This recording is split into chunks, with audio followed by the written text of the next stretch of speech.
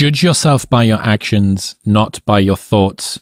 I became significantly less disappointed in myself when I started judging myself only on the actions I took, not the thoughts I had. So patience is a virtue that I feel like I haven't had. And it's been something that I've spoken over myself for many years. I was like, I'm an impatient person. I want things fast, etc. But when I realized that I should use the same lens that I judge other people on when I judge myself, which is someone might say, I'm a really honest guy. But if I have no evidence that you're an honest person, or when I put you in a situation where you could be honest and you're not, I would say, no, you're not. Now, that person probably thinks of themselves as honest, or to the same degree, I'm a really loyal guy. But as soon as I put a 10 in front of you and you've got your girl at home, you jump. You're not that loyal. You just haven't had the opportunity to show that you're loyal. And so for me, my thoughts about what I thought I was were actually really negative. But when I tried to think, okay, well, I can be patient if I act patient, even if I don't feel patient. And then that allowed me to start giving myself a stack of undeniable proof that I am who I wanted to be.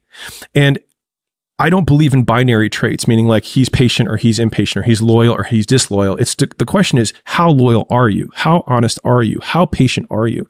And by switching the character traits that I wanted to have into progressions or continuums allowed me to make progress on them simply by giving myself more proof, or one more penny on the scale that says I'm a little bit more patient than I was. I'm a little bit more patient. I'm a little bit more patient, to the point where I have so many pennies on the scale that I can say, I think I am pretty patient. Even though every time I put a penny on the scale, I don't want to put a penny on the scale. I want to get the thing to happen today. I want it to happen yesterday, because why is it taking so long? It didn't take that long for this person. I feel like I work harder than them and I feel like I'm better than them. Why am I not doing that? But I put the penny on the scale. Well, ultimately, what is patience? Is patience feeling patient, or is patient doing the thing that is patience? So Sam Harris, in his first conversation with Jocko Willink about 10 years ago, they talk about how courage is an unfakeable emotion. And it's such a good frame. You're going to love this. Yeah. So he said, if you do the thing in spite of being fearful of doing the thing, that is courage.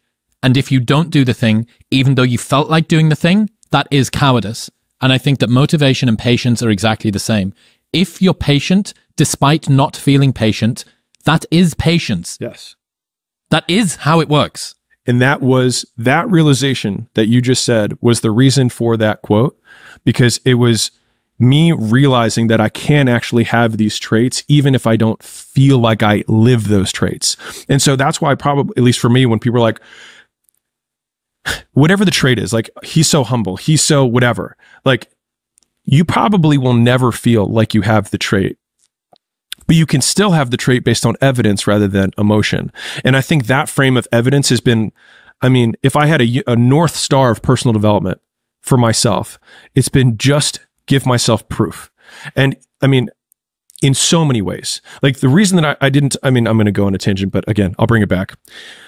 I didn't talk about how to run gyms until I had 6 gyms, because I didn't feel like I was qualified enough to talk about it. And I only started talking about gyms when so many people were like, dude, how do you run your gyms? How do you run your gyms? And if I rewind even before that, I didn't feel qualified to talk about fitness, but I had had a 6-pack for a decade, you know what I mean? And I had multiple state records, but I still didn't feel qualified to talk about fitness until everyone was like, dude, how do you do this? How do you strength train? How do you eat this way? Whatever it is. Right. And so if you can give yourself evidence, the world around you, like fame, like your evidence will change how people treat you, independent of how you feel about it.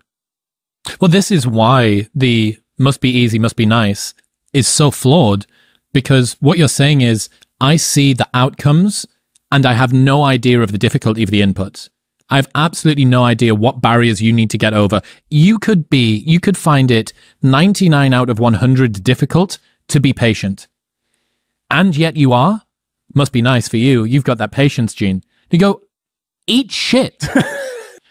Eat shit. You have no idea how hard it is for people to do the things that they do. And the people that make it look easy, in some regards, contribute to this problem. Like, and this is why I really love, I'm a massive fan of a lot of your work. And I think that one of the reasons is that it's so honest and self-effacing about the challenges and about the steps that you have to get through. And because the journey is relatively well narratized and you can track it step by step, and you've created a kind of a cohesive timeline of how all of this stuff worked, there is a point along specifically your journey, but hopefully mine and other people's too, where people can inject themselves and say, oh, I'm at that bit.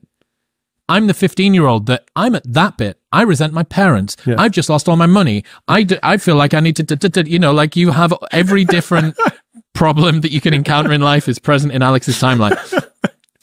And I think that that's really important. I think this is one of the, I would say this is a criticism that I have about some of the personal development, self-growth, and a lot of the business advice as well. Even the bad times are romanticized. And they're not fucking romantic. Like, it feels like hell. It feels like shit to do the thing, to fail, to not feel like anybody cares about you, to not even know that there's going to be glory in retrospect. Yeah. It feels despondent and destitute and sad and alone. And I get it. And I think that the more visceral that we can make these stories, the better it is, because I know that that's what would have resonated with me, because I would have gone, that's an undeniable stack of proof that you were where you said you were. I'll tell you one that maybe will resonate with somebody in the audience. So I remember when I decided to move, so I moved to California to start a gym or get into fitness. And I got there, and the guy who I said I was going to mentor under was like, "Where are you staying?" And I was like, "I don't know. I just got here." And he's like, "What do you mean you don't know?" I was like, "I don't know. I just showed up." And so he went, he said I could sleep at his place that night. The next morning, went to the gym, and he got on a chair and said, "Hey, who here is going to house this kid?" And one guy came up to me, he was like, "I'll give you a room." So I rented one room in a house for $400 a month. And then when I left that room to start sleeping at the gym, which was an hour away because I couldn't make the commute, so I saved $400 a month. I remember being actually kind of excited about it. I remember being like, man, this is going to be a sick story. Yeah, this is my Rocky cutscene, right? But the thing is that the Rocky cutscene lasts 30 seconds in the movie, but it can last 5 years in your life. And when I was sleeping on the gym floor, I'll give you a detail that'll tell you that the stack of undeniable proof was that my first gym was underneath of a parking garage.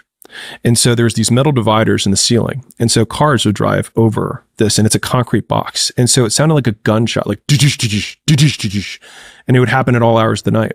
And probably the most painful from an emotional perspective experience that I would have on a regular basis was that it was also abandoned enough parking lot that college kids my age, would go up and party on the roof. And so like while they were partying literally above my head and making noise that would prevent me from sleeping, I would be down below in a dark warehouse in a city that I knew no one.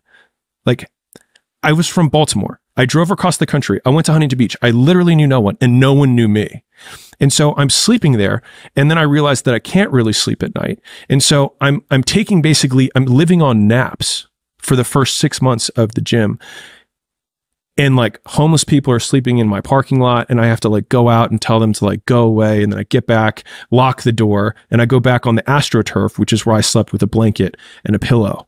And I bring this up because like the visceral feeling that you go through when you're going through the mound of shit period, or the shit eating, what feels like a marathon, is that it becomes a 30-second soundbite in my story. Yeah. But it was years. And so like, even to the same degree, people are like, man, you're such a natural salesman.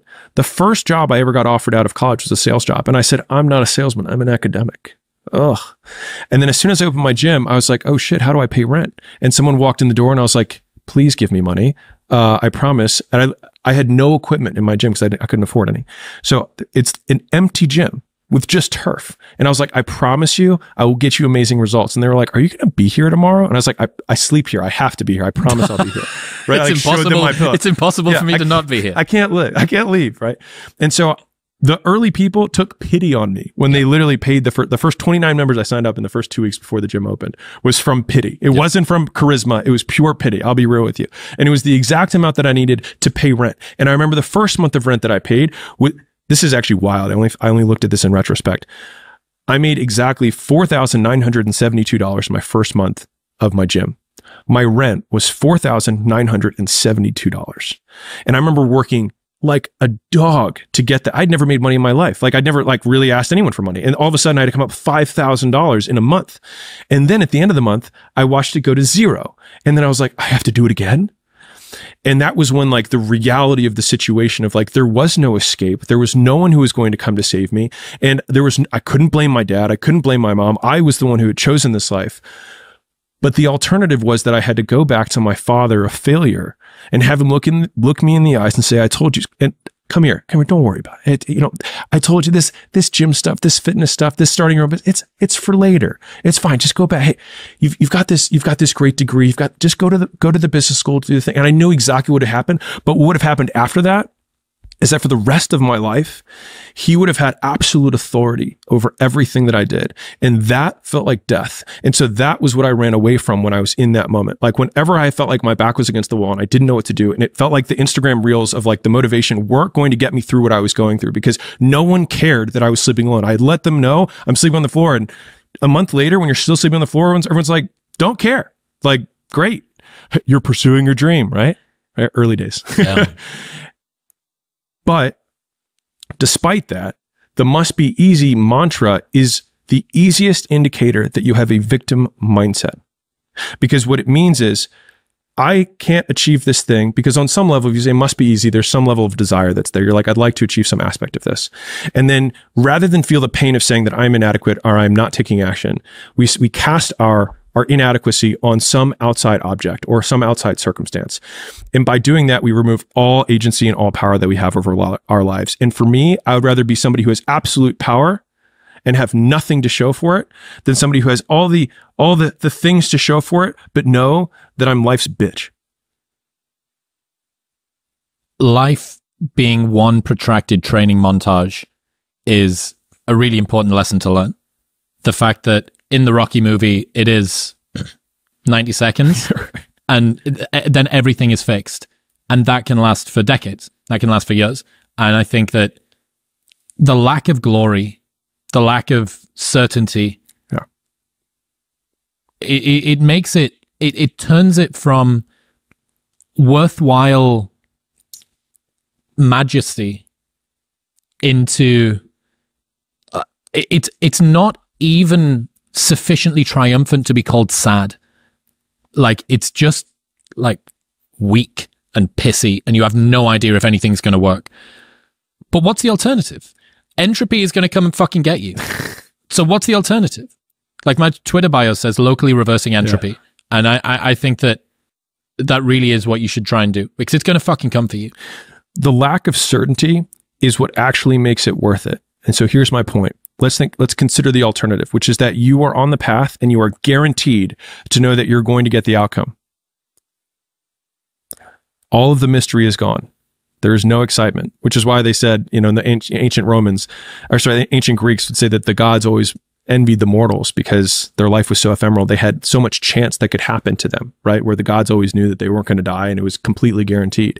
And so what we do is we basically have this wish that if it actually came true, we would hate it even more than our current circumstance. If you knew that you were going to succeed, it wouldn't be worth doing to begin with.